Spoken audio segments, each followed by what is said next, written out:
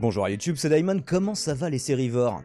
Aujourd'hui du The Last of Us, épisode 5, puisqu'il n'a pas encore de nom. Si vous vous souvenez, dans le précédent, la semaine dernière, on avait laissé Ellie et Joel dans une bien mauvaise situation. Après, est-ce que après la fin du monde, il y a des bonnes ou des mauvaises situations? Vous le savez, The Last of Us, c'est d'abord des rencontres. On va donc faire plus ample connaissance avec Sam et Henry dans cet épisode, une bonne cinquantaine de minutes. Et j'ai pris beaucoup trop de notes. Vous entendez peut-être ma cafétéria, ma machine à café qui est en train de se détartrer dans le fond, mais normalement pas trop. Ça fera un bon test justement pour ce micro. Ah oui, je vais aussi vous expliquer dans cette review pourquoi c'est aussi l'épisode de The Last of Us le plus woke, même l'épisode de toute l'histoire de l'audiovisuel, et il y a seulement 83% de chances pour que ce soit un clickbait. On débute par un flashback, celui de la révolution des gens, je vais continuer de les appeler comme ça, We the People, le peuple qui ont renversé la Fedra à Kansas City. On découvre aussi donc les deux frères aperçus à la fin de l'épisode précédent, même s'il n'y a pas encore la peinture de guerre sur le visage du plus petit. Et nous avons donc la chef des gens, Kathleen, qui est ici en légère contre-plongée de biais avec un éclairage blafard, bref tout concourt à la rendre un petit peu inquiétante, qui joue à la fois le rôle de gentil et de méchant flic avec les collaborateurs de la Fedra. Tous ceux qui un jour ont donné une info, tous ceux qui, par peur, par nécessité, par envie, par jalousie, peu importe, voilà, on fait des petits coups de pute aux personnes de la résistance notamment. Tout ça pour retrouver Henry, justement, à ce moment-là de l'épisode, on ne sait pas encore qui est ce Henry, que je pensais personnellement être le précédent dirigeant de la zone de quarantaine, pour qu'elle s'acharne autant à le retrouver. Si c'est simplement un vague collabo comme eux, on en apprendra plus tard.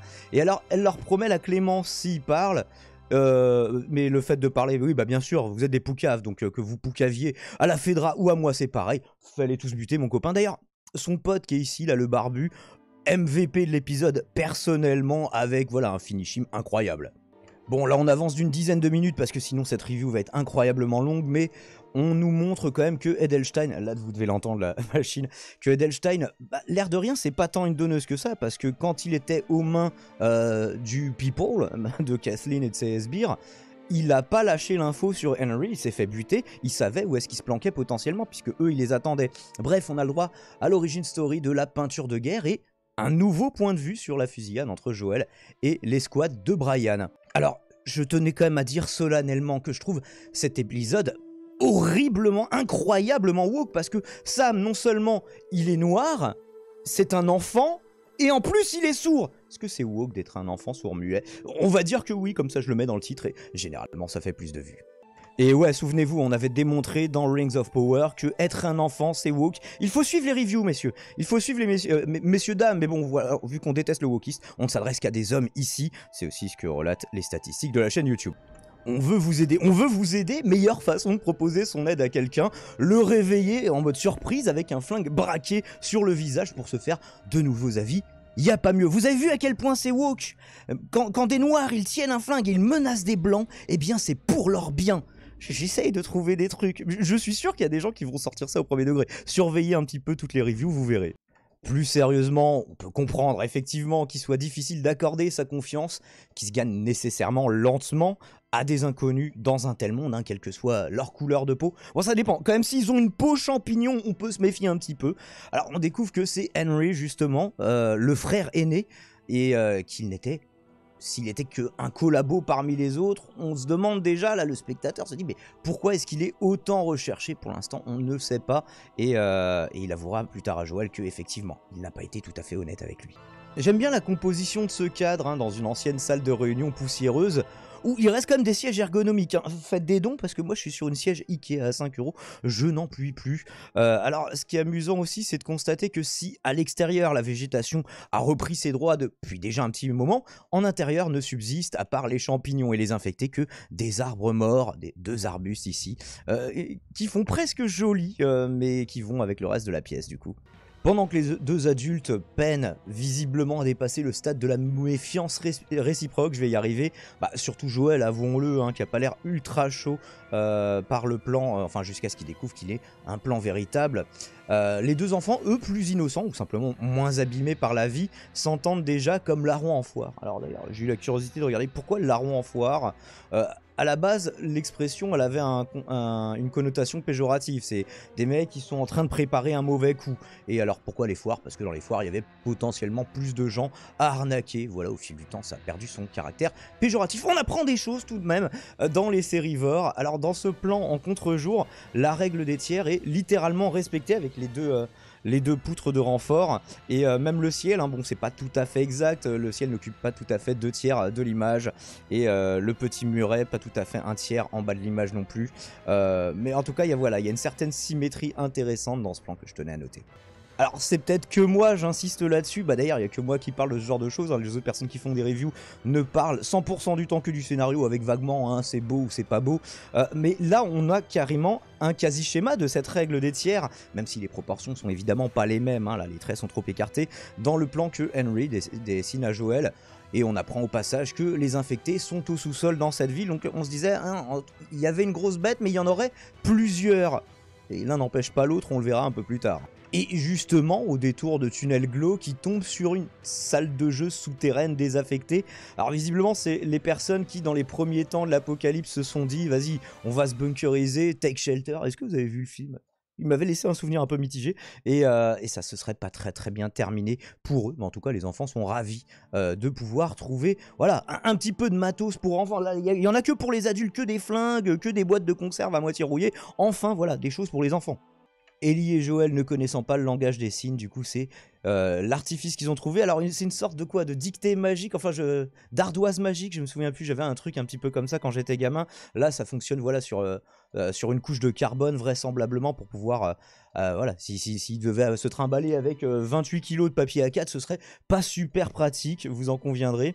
Et donc voilà, c'est pour ça que je dis que c'est woke, parce que dans le jeu original, il n'était pas sourd-muet cet enfant, il était déjà noir, mais il n'était pas sourd-muet. Attention, j'ai vérifié.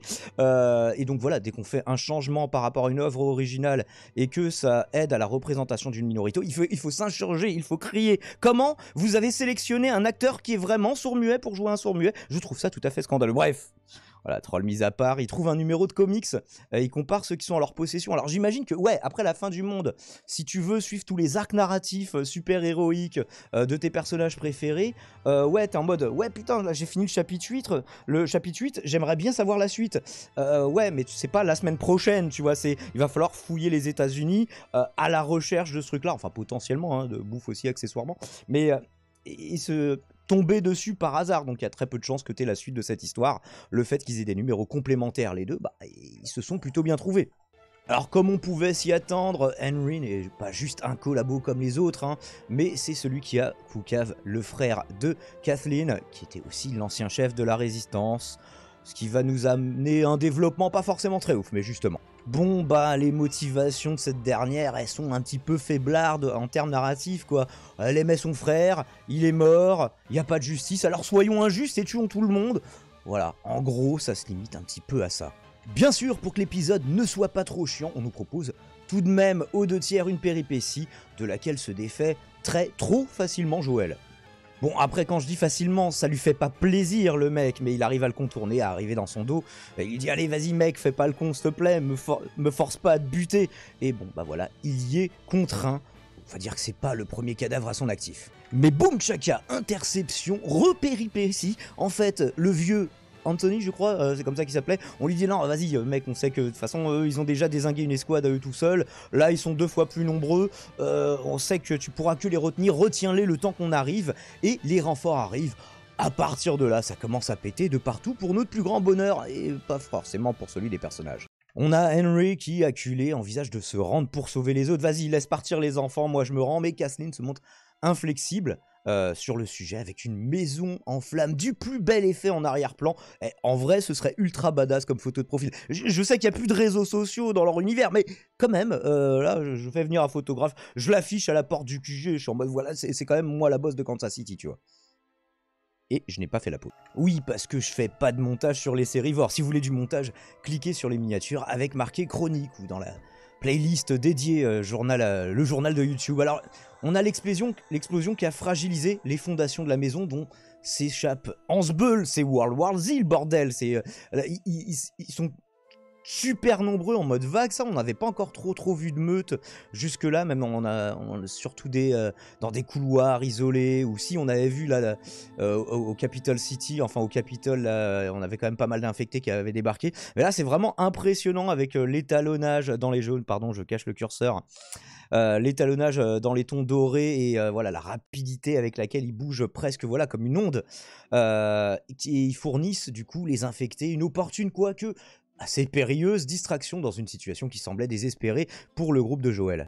Pendant qu'avec son sniper, Joel essaye de sa fenêtre de couvrir la fuite de son groupe tant bien que mal, hein, notamment Ellie qui se retrouve dans une mauvaise posture, décidément dans la voiture.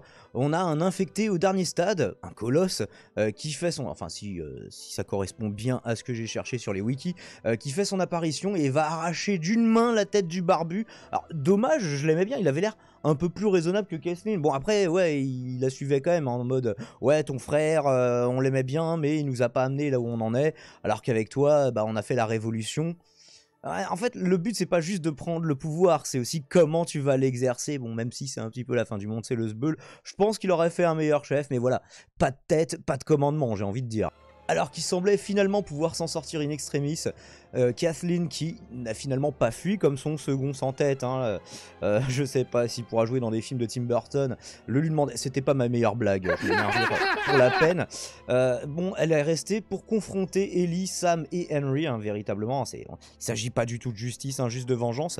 Et alors c'est dommage que son personnage soit pas mieux, là j'enlève ma cam pour que vous ayez vraiment le cadre entier, ils arrivent vraiment à la filmer de façon badass, je trouve. Bon là, et avec toujours un fond en flamme, là on n'est plus en contre-plongée, par contre on est même légèrement en légère plongée, hein, ça suggère, bah, je sais pas, comme si ils étaient sur une petite pente, et de toute façon on voit déjà dans le fond, vous ne le voyez pas le curseur de ma souris, bah, c'est pas grave pour une fois, mais on voit dans le fond derrière le muret la personne qui va le choper, alors qui est une infectée adolescente, je sais plus, je crois qu'elle est au moins au 2e stade, hein, c'est une clicker, je crois que c'est comme ça qu'il s'appelle.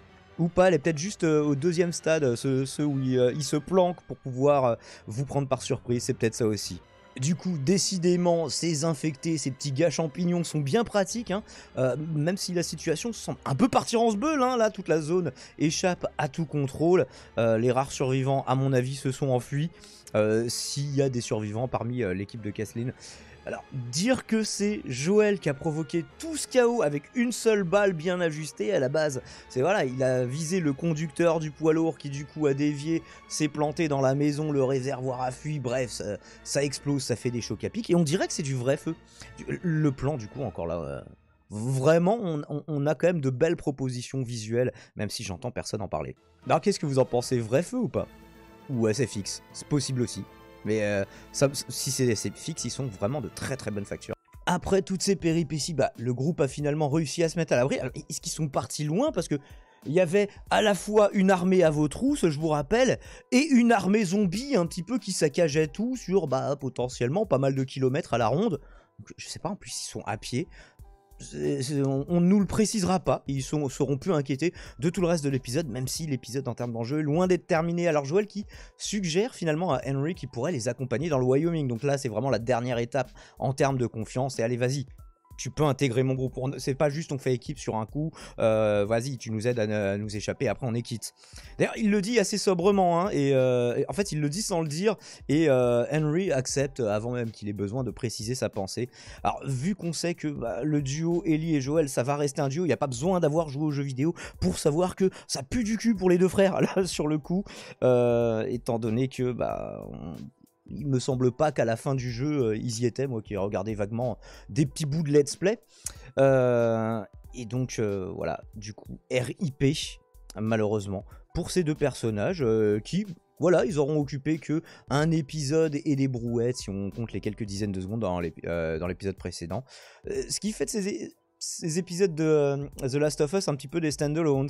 On avait l'épisode sur Bill, on a l'épisode sur la route, on a l'épisode sur l'histoire des deux frères. Mais écoutez, pourquoi pas, normalement je préfère les arcs narratifs aux épisodes one-shot, mais là c'est un compromis entre les deux qui me va bien.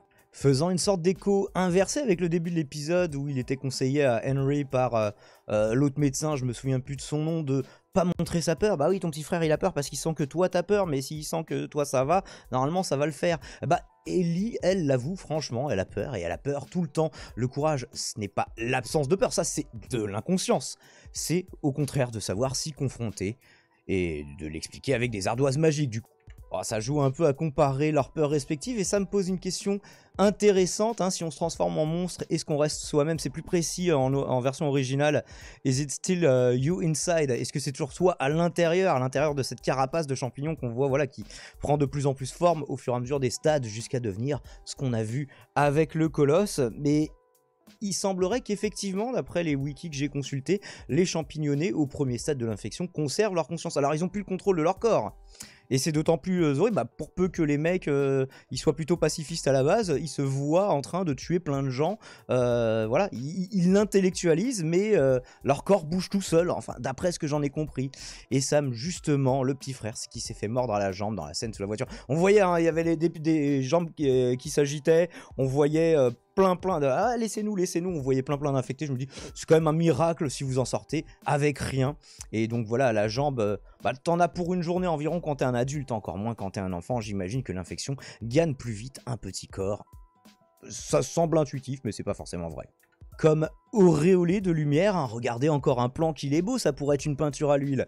Ellie tente de guérir Sam avec son sang par apposition de son sang sur la plaie. On est littéralement dans de la thaumaturgie là, techniquement comme symboliquement. En tout cas, j'ai bien apprécié la tentative, même si elle est un peu stupide, faut se l'avouer. Bien évidemment, ça ne fonctionne pas, et le lendemain, Sam est possédé par le Cordyceps, je crois que c'est comme ça que s'appelle le champignon, avec finalement une Ellie tout à fait inconsciente, hein, de s'être endormie à côté d'un infecté. Oui, en plus il lui avait dit oui, t'endors pas, lui il le sentait. Ouais, j'y crois pas trop à ton truc, dans le doute, reste réveillé. Peut-être dans le doute, reste dans une autre pièce aussi, je sais pas. Alors je me demande juste pourquoi Sam ne l'attaque pas plus tôt. Alors c'est vrai que vu que l'autre est sourd, le Cordyceps n'a pas moyen d'accéder à ces canaux audio, on va dire, de cette machine organique. Et donc voilà, simplement. Alors peut-être que justement, il s'est tourné dans l'autre sens exprès, en se disant, voilà, une fois que je l'aurai perdu le contrôle de moi-même, on va dire que le champignon, il a oublié que Ellie était là. Je tente des explications. Hein. Que le champignon a oublié qu'Ellie était là, qu'il y avait quelqu'un à infecter, ou peut-être qu'il a aussi conscience qu'il ne peut pas infecter Ellie. Sauf que dès qu'il va la voir, il va lui sauter dessus. Donc cette théorie tombe à l'eau. Même s'il peut pas infecter Ellie durablement, c'est la seule hôte qui n'est hôtesse, du coup ça se dit, qui n'est pas voilà, virée. Elle lui montre son bras, ça a jamais dépassé son avant-bras. Est-ce qu'elle, des fois, elle perd le contrôle de son avant-bras? Je ne sais pas. Et donc voilà, c'est une fin de casting. Du coup, pour Sam, mais son frère va suivre bien. Alors Henry qui a un comportement, je m'interroge un peu, je pense qu'il a agi d'instinct. Il a tiré une première balle pour dissuader Joel d'intervenir. Après, il a vu son frère qui était en train d'attaquer Ellie. Et il a dû comprendre que de toute façon, rip in pepperoni, hein, de toute façon, là c'est fin de partie pour Sam, et que c'était à lui que revenait d'abattre son frère, ce qu'il fait du coup dans le mouvement d'après. Et alors c'est ironiquement la première personne que Henry tue réellement, puisqu'il a dit j'ai jamais tué personne, alors même si j'ai causé la mort de quelqu'un en lâchant des infos, et la seconde personne et dernière personne qu'il tuera étant lui-même, en mettant fin quasi immédiatement à ses jours dès qu'il a conscience que il pourrait pas vivre avec le fardeau d'avoir tué son frère. J'imagine que c'est ça. Sûrement touché par leur destin tragique et se sentant partiellement responsable, ma webcam cache évidemment le tout, Ellie et Joel prennent le temps de leur creuser une tombe. Alors, au mépris du danger des infectés et des humains à leur recherche, en tout cas c'est la question que moi je me pose, pourquoi est-ce qu'ils sont aussi tranquilles dans cette fin d'épisode? C'est pas parce qu'ils vivent des choses dures émotionnellement que le danger physique il doit s'arrêter. Enfin, juste en termes de cohérence, donc bon. On sait pas où ils sont partis, on sait pas pourquoi, je sais pas, est-ce que les humains et les infectés se sont mutuellement entretués et qu'il reste plus personne de vivant à part eux dans ce coin de la carte des États-Unis? Je ne sais pas. À peine une note carbonée de regret laissée par Ellie qui affecte une certaine dureté, hein. C'est elle qui insiste pour reprendre leur route. Même Joel il semble un peu... Ouais, on peut se recueillir peut-être une petite minute. Non, vas-y, c'est là l'ouest, vas-y, let's go. Donc voilà, mais je pense que elle le vit évidemment plus mal. Elle s'était beaucoup plus liée à Sam que Joel ne s'était lié à Henry, mais c'est sa façon à elle un petit peu particulière de gérer la chose. Il me semble que dans le jeu, c'était Joel plutôt à l'inverse, Joel qui lui disait vas-y, faut oublier le passé, aller de l'avant, ce genre de conneries quoi. Enfin, ce genre de conneries un peu nécessaire quand c'est la fin du monde évidemment. Et tout ça nous amène au plan et à la musique de fin. Pour information, Fuel to Fire d'Agnès Obel. Allez écoutez tout Agnès Obel, c'est vraiment très très bien. C'est pas forcément pour vous ambiancer en soirée, mais c'est tout à fait parfait. Et c'est aussi l'heure d'une conclusion. Let's go. Si les 2 premiers tiers de l'épisode étaient juste ok tiers justement, la dernière partie décolle vraiment en termes, alors pas juste il y a plus d'action, boum boum, il y a des explosions, c'est cool, mais en termes d'intensité, d'intensité narrative, dramatique, en termes d'enjeux humains, on a aussi pas mal de cadres intéressants. J'ai essayé de faire quelques arrêts sur image, j'espère que ça vous plaît, qu'on le fasse un peu, ou au moins voilà, on essaye de faire des reviews plus modestement mais différemment des autres.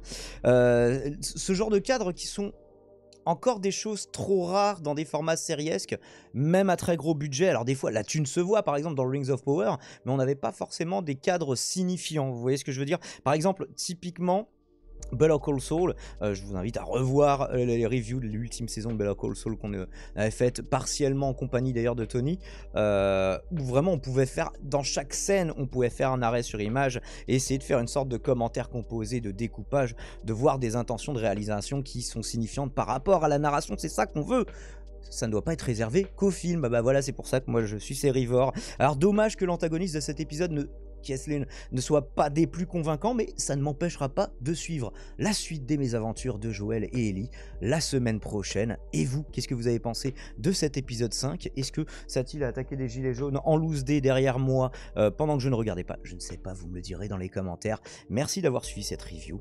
N'hésitez pas à consulter mes vraies vidéos avec du montage, comme je le dis souvent, qui sont labellisées chroniques et dans la playlist les journal de YouTube, le journal au singulier. Je vous dis à la prochaine, c'était Daimon.